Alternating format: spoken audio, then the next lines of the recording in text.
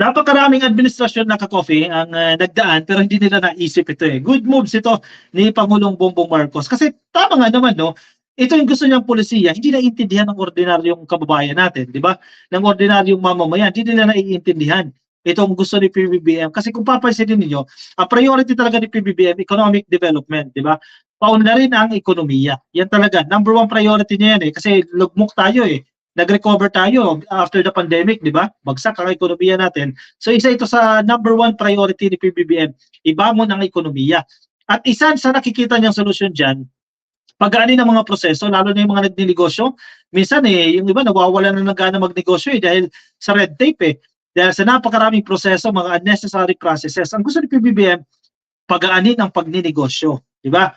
Pero baliwala yung sa press con, di ba?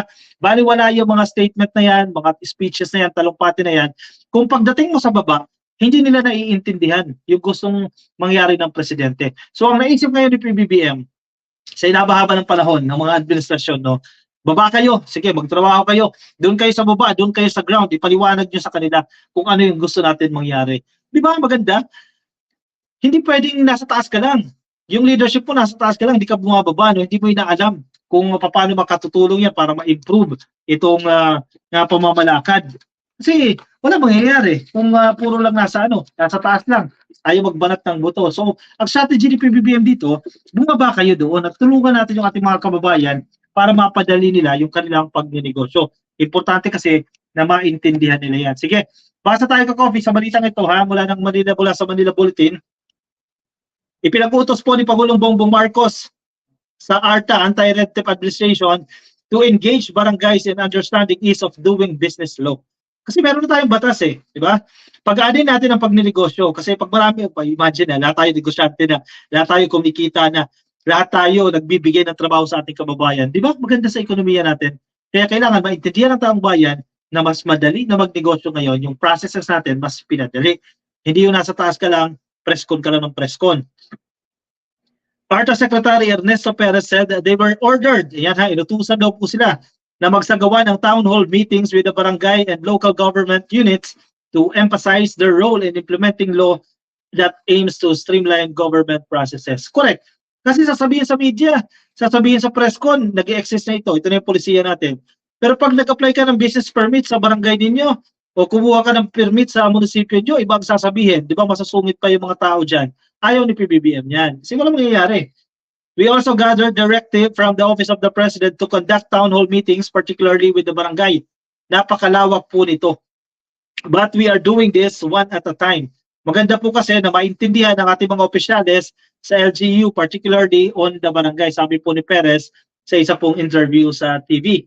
Ngayong Huwebes po, March 14, ARTA commenced its series of town hall meetings dyan po sa Tacloban City, dyan sa Leyte. Dyan lang po nagsimula yan, pero ang goal nila dyan ay ikutin yung mga LGU sa iba't ibang panig ng bansa para ipaliwanag. Excuse me. Para ipaliwanag itong batas na ito, ka-coffee, na nagpapagaan sa pagninegosyo. Aside from informing government offices of the ease of doing business law and ARTA's mandate and compliances, the meeting also covered ARTA's ongoing activities, plans, and initiatives that will benefit the Filipino people through improved bureaucratic efficiency. Yun ang importante dyan eh. Pag simple lang, di ba? I'm not familiar lang doon sa number of days, no? Di ba? Simple lang yung transaction mo. Ang trabaho kasi ng ARTA dyan, monitor eh. Kung simple lang yung permit na kukunin mo, wag mo lang patagalin. Di ba? Noon kasi pinapatagal mo pa eh. Pabuti mo pa 2 buwan. Pabuti mo pa 3 buwan. O kung wala pang lagay, hindi malalabas yung papeles mo. Pero ngayon hindi. Pag simple, parang 3 days lang ata yan eh. Dapat lumabas na yung papeles in 3 days. Parang pag medium yung complexity, 7 days ata yan. I'm not sure with the figure ha. Pag medyo complex, 1 month lang ka-coffee, maximum, malabas na yung mga papeles na yan. Huwag tulugan. Kasi for the longest time, kaya nauso itong corruption na ito eh. Pinapatulog ang papel eh. Hanggat hindi ka naglalagay, hindi ilalabas yung papeles mo eh. Di ba? Yun ang mahirap. Ayaw ni PBBM yan. Inutusan na mismo ARTA, baba kayo. Sige, paliwanag dyan sa LGU yan. Paliwanag dyan sa mga barangay officials yan. Dahil sila nag-i-implement yan. If you are able really to engage with the barangay at maintindihan na nila yung kahalagahan ng kanilang ginagawa, lalo pong mapapabilis ang ating ekonomiya dito sa pagpapalaganap ng negosyo dito sa Pilipinas. Dahil, number one, of course, they deal with the barangay. So we start at the lowest form ng ating sektor. Correct. Magsimula dyan sa barangay. The agency is also set to hold the town hall meetings dyan po sa San Fernando sa Pampanga sa March 18 po yan. Next week yan ha. Sinabi rin po ni Perez, he disclosed that there will be an important meeting with President with ARTA, the Department of the Interior and Local Government, and the Department of Information and Communications Technology o DICT on March 20 regarding the implementation of the eLGU and eGov PH. Importante, di ba? Online. Yung mga transaction natin, gawin natin online para mas mabilis. Di ba? Hindi na mahirap. Pwede mong gawin sa bahay. Apply ka ng permit sa bahay, di ba? Mas maganda yan. Mas maraming maiinganyo na magnegosyo. Buti nga ito ngayon na bibigyan ito ng pansin Ibig sabihin ito, walking the talk. Di ba? Hindi yung puro papel ka lang, puro memo ka lang. Di ba na nangyayari? Ito kailangan mangyari. Kasi sayang ang daming investors papasok ng Pilipinas. Siyempre, kailangan pasikat din tayo. Ito yung mga changes na ginawa namin sa proseso ng pagnenegosyo dito sa Pilipinas, di ba?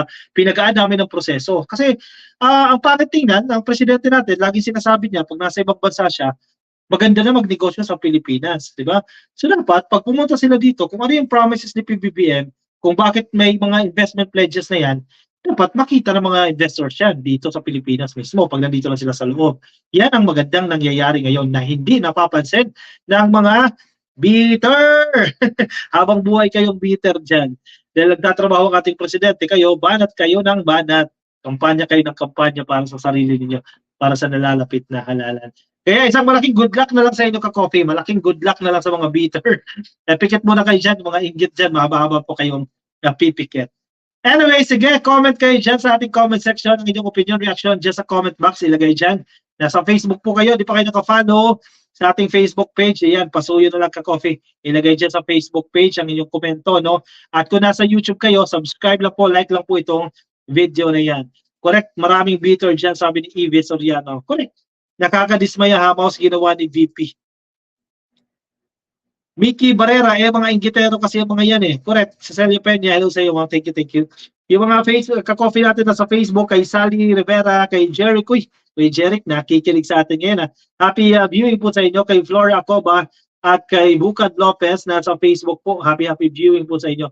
Ayaw po yata umunlad ang Pilipinas. Correct. Yung iba dyan parang allergic kapag uunlad ang Pilipinas Ayaw nila na may ginagawa ang presidenteng maganda kasi ayaw nilang masapawan. Huwag ganun. Di ba? Selfish yan. Alright, sige. Paalam na sa inyo ka-coffee. Thank you sa mga sumama sa akin. Ngayong araw po ng Webes. Bukas, Biyernes, ka-coffee. Kita-kita ulit tayo, no? Alas 10 ng gabi ang ating live stream. Everyday po yan, ka-coffee.